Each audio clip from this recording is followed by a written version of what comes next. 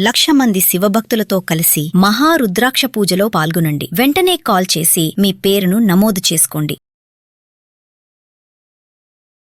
Hi viewers, India's largest digital media network Suman టీవీకి స్వాగతం. ప్రస్తుతం మనతో ఉన్నారండి లైఫ్ కోచ్ రామ్ మెట్టు గారు. నమస్తే రామ్ గారు. నమస్తే అండి. రామ్ గారు, మామూలుగా ఈ మధ్య కాలంలో పెళ్ళైన తర్వాత పిల్లలు పుట్టడమే చాలా ఆలస్యం అయిపోతుంది అని అదొక రకంగా బాధ. ఓ పక్క ఐవీఎఫ్ సెంటర్లు ఇవన్నీ ఎక్కువ అయిపోయాయి పిల్లల కోసం అని అనుకుంటూ ఉన్నాం. ఓకే, అయిపోయాయి. ఉన్న పిల్లల్ని ఏమన్నా ఈ తల్లిదండ్రులు చక్కగా చూసుకుంటున్నారంటే కొంతమంది పేరెంట్స్ అతి దారుణంగా కొట్టడమో పిల్లల్ని చంపడమో చేస్తున్నారు. ఇంకా ఈ మధ్య కొత్తగా నిన్న చూస్తే భార్యాభర్తలు ఇద్దరు డివోర్స్ తీసుకొని ఆర్ఫనైజ్ లో వాళ్ళ పాపను వదిలేసి వెళ్ళిపోవడం అనేది నిజంగా చాలా బాధేస్తుంది. మీరు అన్నట్టు ఒకప్పుడు పిల్లల కోసం కొట్టుకునేవాళ్ళు, ఇప్పుడు పిల్లలు వద్దు అని ఎక్కడ పడితే అక్కడ వదిలేసి వెళ్ళిపోయే తల్లిదండ్రులే ఎక్కువ అయిపోయారా, చంపడాలు ఇవన్నీ అసలు ఎందుకండి అంత పేరెంట్స్ కి అలాంటి ఆలోచన ఎందుకు వస్తుంది? కొంతకాలం క్రితం చూసుకుంటే కనుక పిల్లల కస్టడీ కోసం కూడా కోర్టులో కేసులు నడిచేటి. లైక్ ఒక డివోర్స్ జరిగేటప్పుడు పిల్లల కస్టడీ ఎవరికి చెందాలి అనే దాని మీద కూడా కేసులు వేసి వాదించుకొని నాకు కస్టడీ కావాలి అనే ఒక తాపత్రయం కనిపించేది. బట్ కరెంట్ టైమ్స్ లో చూసుకుంటే అసలు అది లేదండి. ఇప్పుడు ఏంటంటే కిడ్స్ నాకు దొరకకపోతే, అంటే నా కస్టడీలో ఉండకపోతే బాగుండు అనే ఒక థాట్ ప్రాసెస్ ఎక్కువైపోయింది. ఏంటంటే వాళ్ళని రెస్పాన్సిబిలిటీ కంటే కూడా ఒక భారంగా చూస్తున్నారు కరెంట్ టైమ్స్ లో చూసుకుంటే. ఇంతకు ముందంతా ఏంటంటే నా మన పిల్లలు నా రెస్పాన్సిబిలిటీ అనే ఒక థాట్ ఉండేది. వాళ్ళ కోసం నేను ఎంత కష్టమైనా పర్లేదు, కష్టమైనా నష్టమైనా నేను చూసుకుంటాను, నేను వాళ్ళని పోషించుకొని వాళ్ళని ఒక స్టేజ్కి నేను తెచ్చుకుంటాను అనే ఒక థాట్ ఉండేది. కరెంట్లీ ఏంటంటే ఎందుకు వచ్చిన తలనొప్పి నాకు, ఎందుకు అనవసరమైన రెస్పాన్సిబిలిటీ నాకు ఒక ఫైనాన్షియల్ బర్డెన్ మెయిన్ పాయింట్ అండి ఇది. వాళ్ళు ఏంటంటే పిల్లల్ని ఫైనాన్షియల్ బర్డెన్ లాగా చూసి చాలా మంది పేరెంట్స్ ఏంటంటే కస్టడీ వద్దు అనుకుంటున్నారు ఇప్పుడు, ఎస్పెషలీ సపరేషన్ టైమ్స్లో కానివ్వండి. సో ఏంటంటే ఇలాంటి కేసెస్ ఎక్కువైపోతున్నాయి. ఎందుకంత ఇదైపోతుంది అని అంటే, ఒకటండి ఈ గ్రోయింగ్ ఇన్ఫ్లేషన్ వల్ల, ఇన్ఫ్లేషన్ ఎక్కువ అవడం వల్ల వచ్చే శాలరీ ఏదైతే ఉందో అది సరిపోవట్లేదు. ఇప్పుడు లైఫ్ స్టైల్స్ కూడా చూసుకుంటే ఇంతకుముందు అంతా సింపుల్ లైఫ్ స్టైల్స్ ఉండేవి. నెలకి తక్కువ జీతం వచ్చినా కూడా లైఫ్ స్టైల్ చాలా సింపుల్ గా ఉండేది కాబట్టి సరిపోతుంది. కానీ కరెంట్ టైమ్స్ లో మన లైఫ్ స్టైల్స్ మనమే కాంప్లికేట్ చేసుకున్నాం, రైట్? సినిమాలని, షికారులు అనేసి, బయట తినడం అనేసి, బట్టలు మంత్లీ ఖచ్చితంగా కొత్త బట్టలు కొనుక్కోవాల్సింది. ఇంతకుముందు పండగలు కొనుక్కునేవాళ్ళు బట్టలు. సో ఇప్పుడు అలా కాదు. ఇప్పుడు ప్రతి వారము వీకెండ్ వచ్చిందంటే మాల్కి వెళ్ళాలి, మాల్కి వెళ్ళి కనిపించిందంటే కొనేయాల్సింది. సో ఇలా ఏంటంటే మన లైఫ్ స్టైల్ చేంజెస్ కూడా ఇలా మారేసరికి, చేంజెస్ ఉండడం వల్ల ఏంటంటే ఫినాన్షియలీ టైట్ అయిపోతుంది అనమాట. లైఫ్ స్టైల్స్ అన్ని ఏంటంటే సరిపోవట్లేదు.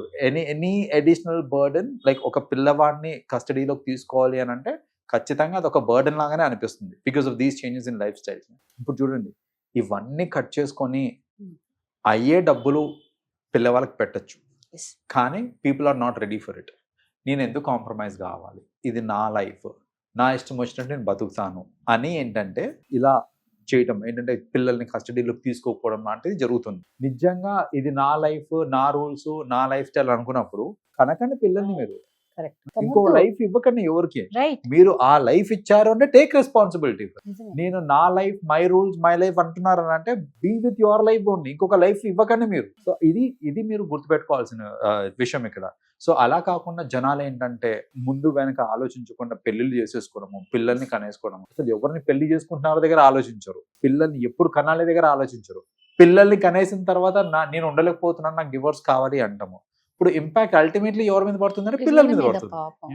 అసలు వాళ్ళకి చూడండి ఎట్లాంటి, ఇప్పుడు జీవితాంతం తల్లిదండ్రుల లోటు ఖచ్చితంగా కనిపిస్తుంది. అందులో అమ్మాయి అండి పాపం, అలా ఆర్ఫనైజ్ లో వాళ్ళు వదిలేసి వెళ్ళిపోవడం అంటే ఆ చిన్న మనసుకి ఇది మైండ్ సార్, మీరు అన్నట్టు మెంటలీగా వాళ్ళు అసలు ఎలా స్ట్రాంగ్ గా ఉంటారండి. అసలు ఈ ఇన్సిడెంట్ జీవితంలో మర్చిపోదు ఇంకా ఆ పిల్ల. ఎందుకంటే వాళ్ళ తల్లి వదిలేసి వెళ్ళిపోయేటప్పుడు, ఆర్ఫనైజ్ లో వదిలేసి వెళ్ళేటప్పుడు చెప్పి కూడా పోలేదు. అక్కడ బయట చెట్టు దగ్గర ఆడుకుంటూ నేను ఇప్పుడే వస్తానని చెప్పి వెళ్ళి ఇంక రాలేదు ఆమె. ఇప్పుడు అట్లీస్ట్ సైకలాజికలీ ప్రిపేర్ చేసిన దట్ నువ్వు ఇక్కడ ఉంటావు, నువ్వు ఇక్కడ చదువుకుంటావు, నేను అప్పుడప్పుడు వచ్చి నేను చూస్తాను అనేది ప్రిపేర్ చేసినా అది వేరుంటుండే. అసలు ఒక మొక్క కూడా చెప్పకుండా ఆడుకుంటూ, అంటే ఆ హ్యాపీ మోడ్లో ఉన్న పాప సడన్ గా మీ అమ్మ ఇంకా రాదు ఆర్ ఇంకా రావట్లేదు అని తెలిసినప్పుడు అసలు ఎలాంటి ఇంపాక్ట్ పడుతుందండి. అండ్ అసలు రిలేషన్షిప్స్ మీదనే ఈ అమ్మాయికి ఉండదు. ఇంకా ఒక నెగిటివ్ నమ్మకం ఇంప్రెషన్ ఎక్కడ వచ్చేస్తుంది. ఉండదు. సో ఖచ్చితంగా. రేపు పొద్దున అసలు ఈ అమ్మాయి పెరుగుతున్న కొద్ది కూడా ఈమె మైండ్ అనేది చాలా డిఫరెంట్ గా ఫామ్ అయిపోతుంది. అండ్ సొసైటీ పట్ల తన బిహేవియర్ కానివ్వండి, తన యాటిట్యూడ్ కానివ్వండి, Hmm. చాలా నెగిటివ్ గా మారిపోతుంది. ఇప్పుడు ఇదంతా దేని వల్ల అవుతుంది అని అంటే తల్లిదండ్రులు చేసిన మిస్టేక్ వల్ల మనం. సో అందుకనే ఇలాంటి ఇన్సిడెంట్స్ ఎన్నో చూస్తున్నాం మనం. ఇంకొక పర్సన్ చూసాం రీసెంట్ గా, వైఫ్ అండ్ హస్బెండ్ గొడవ పడుకుంటూ హస్బెండ్ వైఫ్ ని బెదిరించడానికి వాళ్ళ పాపని 3 ఏళ్ల పాపని Hmm. బాల్కనీ నుంచి కింద పాడేస్తాననేసి బెదిరిస్తున్నాడు, కత్తితో చంపేస్తాననేసి అబ్బా. బెదిరిస్తున్నాడు. చుట్టుపక్కల జనాలు అందరూ చూసి పోలీస్కి ఇన్ఫార్మ్ చేసి అదంతా సెకండరీ, కానీ బాల్కనీ నుంచి పాడేస్తాననేసి బాల్కనీలో ఇలా ఏలాడ తీయటం అనేది నిజం పొరపాటున కదా. జారిపోతే వాడు సరే బెదిరిద్దామనే అనుకున్నాడు, కానీ నిజంగా జారిపోతే అది అమ్మాయి. బెదిరించడానికి పాప కదండి, ఏదో వస్తువు కాదు కదా. మన పిల్లలు కొంచెం అలా సైడ్కి ఆ, వెళ్తున్నారంటే జాగ్రత్త పడి దడపుడుతది. మనము పరిగెత్తుకుంటూ అవును. వెళ్ళి అటు వెళ్ళకు అని చెప్తాము. చెప్తాము. అలాంటిది ఆ. కన్న కూతుర్ని ఎత్తి బాల్కనీ నుంచి బయటపడేస్తానని చెప్పి ఇలా ఇలా గాల్లో బాల్కనీలో ఇట్లా గాల్లో ఇలా పెట్టి అసలు ఇవన్నీ ఏంటంటే ప్యూర్లీ ఇదేనండి. ఏంటంటే వాళ్ళకి రిలేషన్షిప్స్ మీద పెద్దగా అవగాహన లేకపోవడము. ఇంతకు ముందు మన ఈ జాయింట్ ఫ్యామిలీస్ ఇవన్నీ ఉన్నప్పుడు రిలేషన్షిప్స్ అంటే ఏంటి తెలిసింది మనకి. ఈ న్యూక్లియర్ ఫ్యామిలీస్ ఎక్కువైపోయేసరికి రిలేషన్షిప్స్ మీద అవగాహన కానివ్వండి, లేకపోతే అసలు రిలేషన్స్ ఎలా ఉండాలి అనేది కూడా తెలియకుండా అయిపోతుంది మనకి ఈ కరెంట్ జనరేషన్ చూసుకుంటే కనుక. అందుకనే నేను చెప్తున్నా కదండి, ఇలాంటి వాళ్ళు పెళ్లి చేసుకోకుండా నిజంగా. ఉంటేనే బెటర్. బెటర్. మీరు పెళ్లి చేసుకొని ఏదో జీవితాన్ని ఇంకోరు ఇచ్చినట్టు మీరు జీవితాన్ని ఇవ్వటంలో సర్వనాశనం కాదు కదా, చంపడం కూడా చేసేస్తున్నారు. ఇలాగే రామ్ గారు మొన్న కూడా ఒక తండ్రి 3 ఆడపిల్లల్ని పోషించలేక చంపేశానంటున్నారు. అసలు విననికే ఎంత అసహ్యంగా కోపం వస్తుందండి. నీ కెపాసిటీ ఎంతో నువ్వు చూసి అంతే నువ్వు పిల్లల్ని చూసుకో. అందుకే కదా ఇప్పుడు కాలంలో వాళ్ళు ప్రతిదీ ప్లాన్ చేస్తున్నారు. అంటే ఇద్దరు ఎంప్లాయీస్ ఉన్న భార్యాభర్తలు ఒక బిడ్డకి జన్మని ఇవ్వాలి అంటే ఎన్ని స్కూల్ ఫీజులు అవుతాయి, ఎంత హాస్పిటల్, ఒక పద్ధతిని ఫాలో అవుతున్నారు.